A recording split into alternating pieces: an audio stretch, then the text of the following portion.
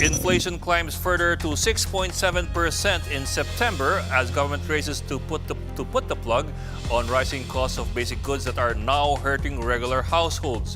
Bim Santos with the story. Inflation climbed to its highest in almost a decade last month.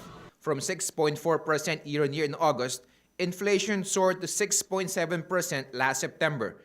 That's the highest since a 7.2% inflation in February 2009. It's also the ninth consecutive time that headline inflation rose from the previous month. The Philippine Statistics Authority noted three commodity groups that pushed inflation up in September. The top three contributors to the overall inflation are food and non-alcoholic beverages, housing, water, electricity, gas, and other fuels, and transport. For Filipinos, the pinch of rising commodity prices is felt in various ways.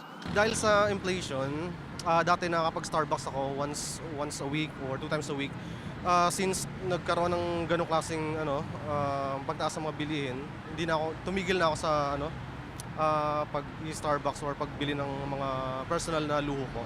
Dati nagbabanding kami ng mga anak ko, kumakain kami sa labas. Ngayon hindi na, sa bahay na lang. Kailangan na natin magbawas ng mga bisyo natin tulad ng alak o di kaya mga load o data. Dati akong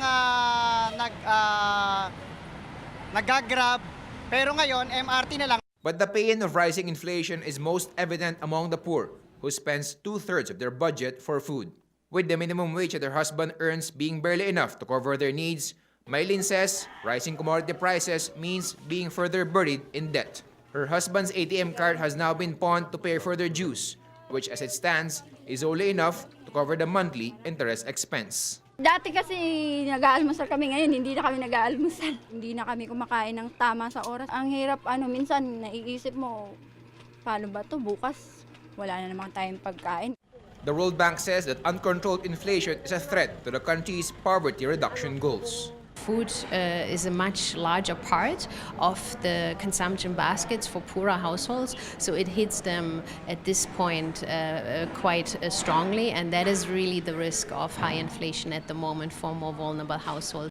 In a statement today, the government's economic cluster reiterated that they are pursuing measures to tame inflation and are doing their best to offer relief to those most affected. Bim Santos, we are One News.